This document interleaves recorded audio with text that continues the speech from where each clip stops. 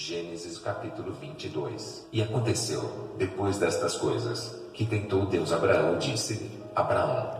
E ele disse: Eis-me aqui. E disse: Toma agora o teu filho, o teu único filho, Isaque, a quem amas, e vai-te à terra de Moriá, e oferece-o ali em holocausto sobre uma das montanhas, que eu te direi. Então se levantou Abrão pela manhã, de madrugada, e aguardou o seu jumento, e tomou consigo 2 de seus moços Isaque, seu filho, e fendeu lenha para o holocausto, e levantou-se, e foi ao lugar que Deus lhe dissera.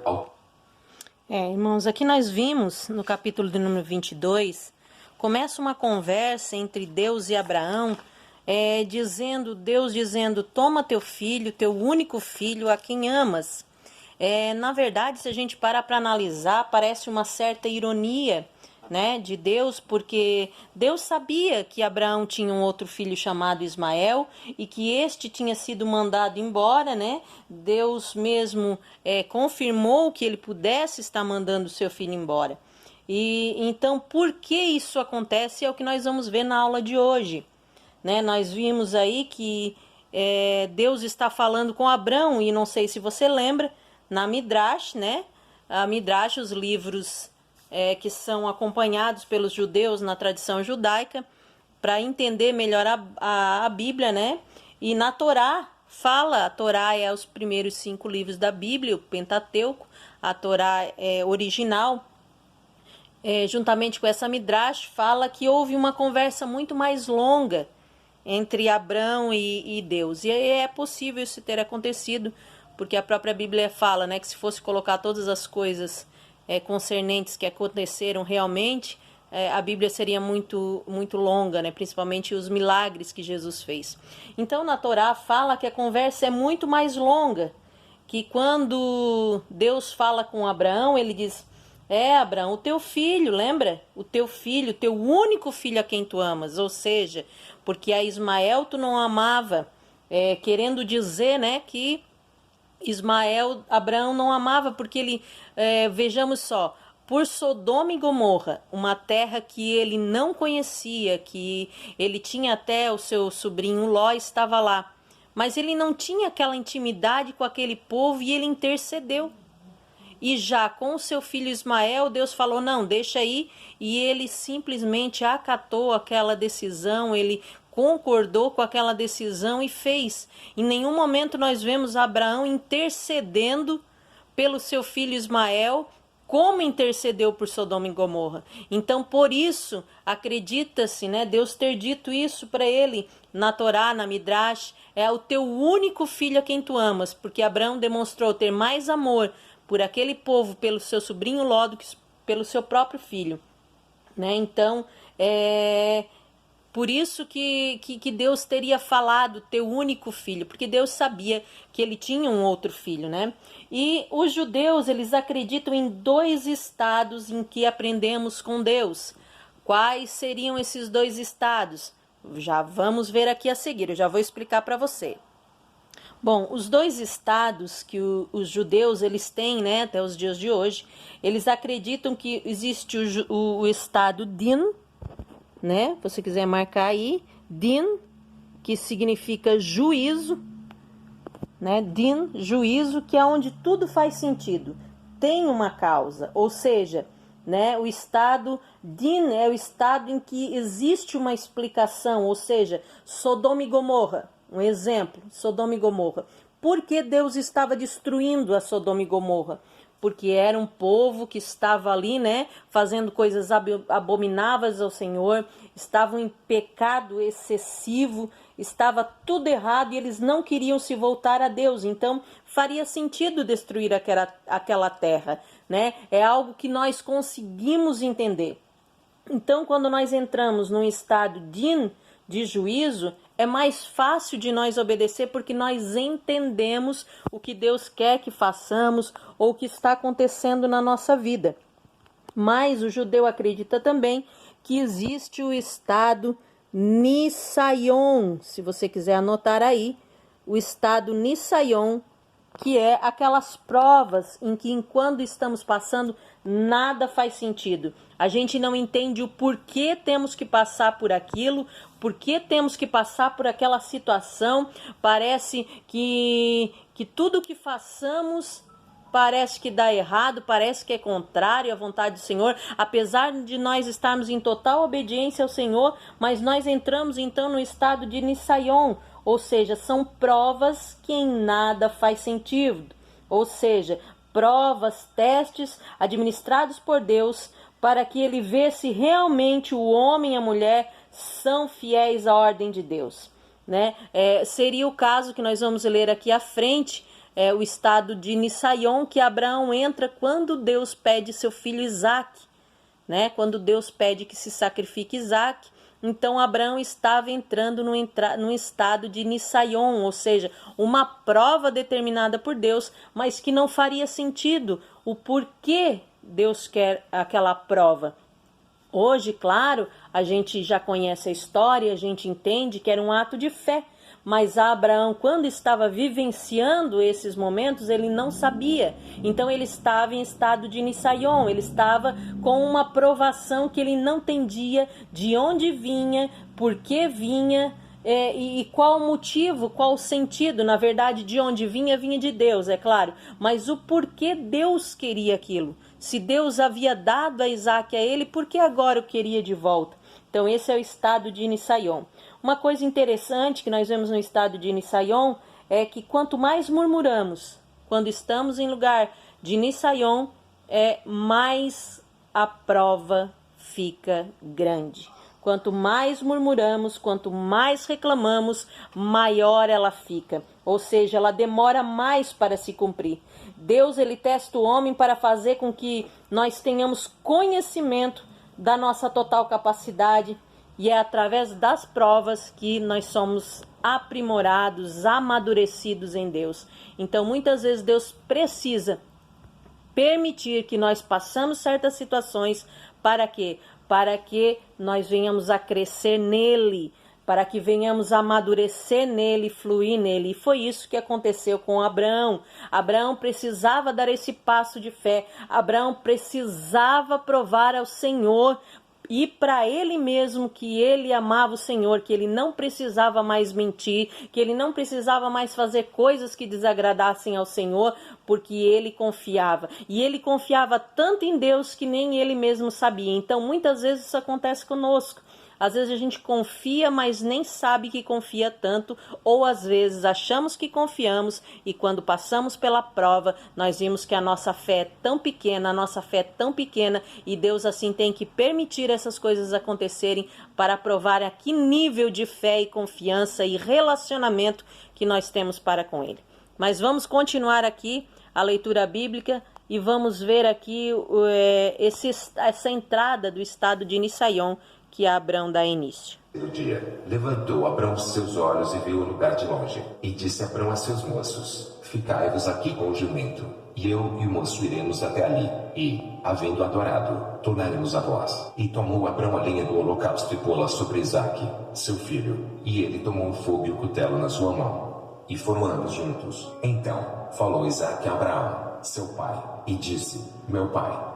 E ele disse: Eis-me aqui, meu filho. Irmãos, aqui no versículo do número 5, nós vimos que Abraão, quando ele está entrando no estado de Nisaion, ele também começa a crer em Deus. Nós vimos ali no versículo 5 uma fé tamanha já de Abraão, que talvez, como eu falei, nem ele mesmo sabia que existia. Vê que ele diz assim: olha, eu e o moço voltaremos.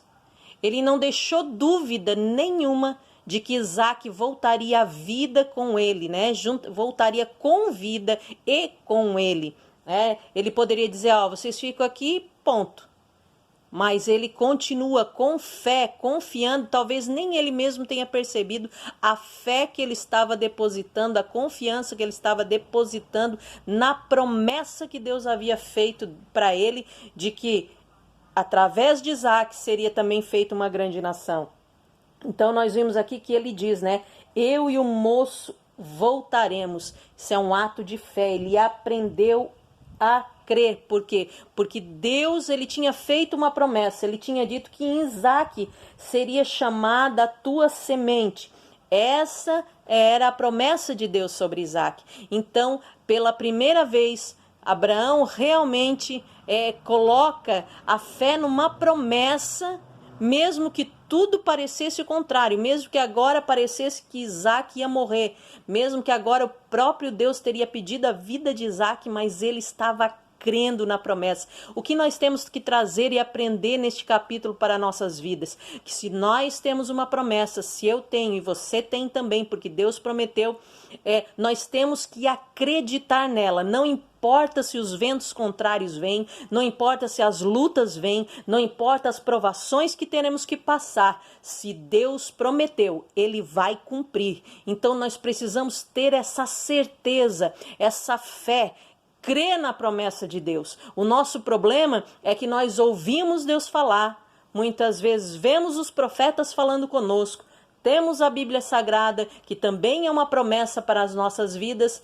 e às vezes, uma lutinha qualquer, a gente já quer abandonar tudo e já a nossa fé desfalece. Mas que a partir de hoje, nós venhamos ser como Abraão, acreditar na promessa de Deus, ainda que pareça que não vai dar certo, ainda que as circunstâncias nos mostrem que está tudo errado, que está tudo contrário do que Deus prometeu, mas Deus, ele é fiel para cumprir.